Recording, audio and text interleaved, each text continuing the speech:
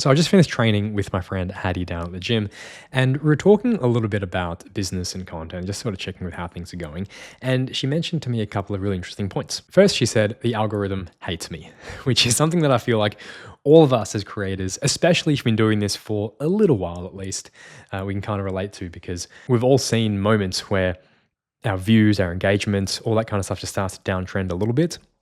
And it can be really frustrating because you think, hey, I was doing this exact same style of content a month ago and now it's just not working anymore. Like, what gives? And like, she specifically noticed for herself that she's losing followers. So to the point where no matter what she posts, she doesn't care because like it's not hurting her following because she's losing followers anyway, right? You're not losing followers, you are refining your niche. That's a nice way of putting it. I'm losing followers. You don't want Now those the algorithm followers. doesn't look. You don't want those followers though. And as she was talking about this, I started really thinking about a couple of like really just key mindset shifts that I've had over the last few years that I wish I'd had sooner because now I can look at, say, my content with a lot more objectivity where I'm not as emotional if a post doesn't perform as well, or at least I'm trying to anyway, because it still definitely hurts when you post something and put your blood, sweat, tears into it and it just doesn't seem to perform. It definitely stings. But I can be a lot more strategic and intentional and predictive as to what I expect to do well and what I expect to perform by certain metrics poorer. And that's what I want to share with you today. Because yes, if you've noticed that the algorithm hates you, I'm going to tell you right now, it doesn't hate you, okay? The algorithm hating you and you getting less reach and engagement simply means that your content is not hitting. And the obvious answer is we need to improve something about the way that you're structuring or building or creating your content or pacing it. And that's a whole like another topic that's not going to be dealt with today. But the other thing is if you feel like, oh, I'm not getting the same reach or engagement or whatever, something you really need to start asking yourself is, does that really matter? Because the thing with Hattie, for example, is her business is doing really, really, really well. They're going through a lot of really big growth phases. They've just finished up a whole new like 8-week challenge thing that they're doing in their coaching business. It's, it's thriving. So despite her seeing her following going down and her views going down, income's going good. And it can be really hard to sort of separate those two things where you see, hey, business is going pretty well, or at least it's going okay, but my content maybe is starting to go downhill. That can be very, very stressful because you see that every single day. Every single post you do, you're getting likes or dislikes or no engagement at all. And it hurts. Like, I get it. It definitely hurts. But what really helped me get out of that kind of thinking was being a lot more intentional about what am I actually tracking. Because the truth is, there are different types of content that you can create, and they're going to have very, very different outcomes. All the different social media platforms want you to focus on views or retention or likes or comments. All of those things can be really useful signals, but they aren't necessarily relevant to you and your personal business outcomes and goals. If most of your Instagram following is made up of, say, friends, family, and maybe other colleagues in the fitness industry, none of them may actually be your ideal customer. So of course, they're not going to engage that positively with your content. I mean, they're definitely going to like it, and maybe if they're really like friends and family, they might share it for you, but they're not necessarily going to be the ones that are growing the business long term. So the thing that you really, really want to get super crystal clear on is what engagement signals actually matter to you and your business, and when do those different things matter, and how do that associate to the content? This is one whole gigantic ecosystem, right? For example, let me show you a couple of like really viral pieces of content for me over the past year or so. Like this one here on Japanese walking. This one's done 17.5 million views. It's bring up the whole insights. Why not? It has brought in 30,000 followers, right? And it's grown my audience significantly. So by all intents and purposes, you would think like this piece of content was a huge success. But if you look at the actual business outcomes that were driven from that piece of content directly, they actually weren't that significant. It's not that this piece of content here is in any way bad and I shouldn't have created it. Like, I'm very grateful because of those 30,000 new people who are now following me, there's probably some fraction of those people who are eventually going to come across content that they want to engage with and then want to purchase something from me. But the thing is, when you're creating what is called this top of funnel or tofu kind of content, it has to be intentionally broad, which is why you'll see here in the insights, if we bring it back up, it's hit like a 50-50 spread between men and women. My other content that's a bit more niche that you consider more, say, middle of funnel, educational based, or even bottom of funnel, which is more like sales based, that tends to be a little bit more male dominated, where it might be like 60, 70, 80% male audience. Those videos also often get a lot less views and engagement overall, but it's more strategically defined towards one specific outcome, which is revenue or sales and leads.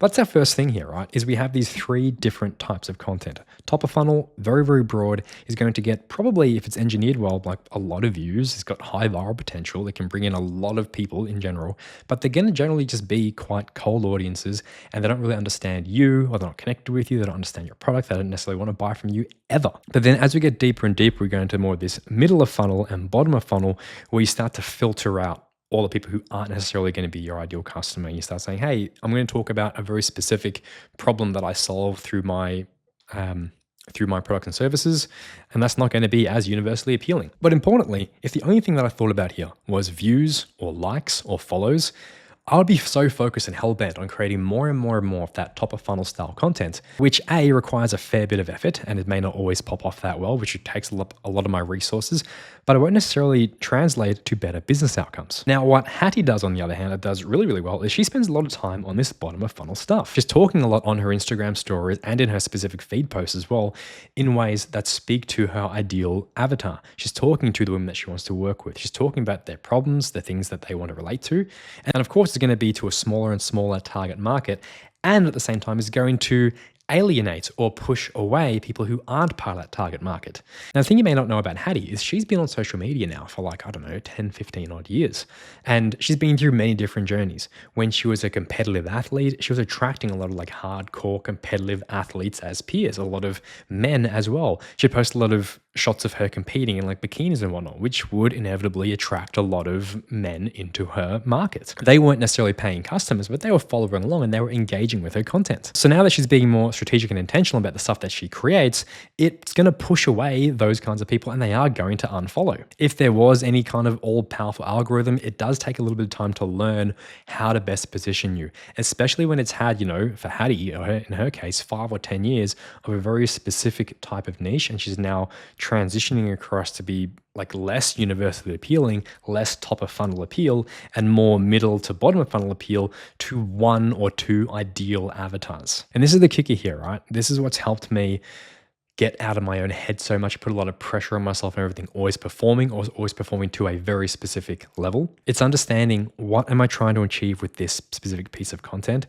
Who's it meant to appeal to? What level are they at? Top of funnel, middle of funnel, bottom of funnel, and also what kind of content am I creating? Because without getting too tangential, that's the other part that we need to consider as well. Because out of the 3 core types of content that I think people should be creating, we have educational, we have personal brand style content, and we have authority-based content. This content here has a lot of legs to do really well. This content here has some potential to do well, but it's not going to necessarily drive a ton of sales. Whereas this kind of content here is where you're going to necessarily drive a lot more sales, but probably get a lot less views. Educational content is exactly as it sounds. This is you giving specific tactics and advice around your niche.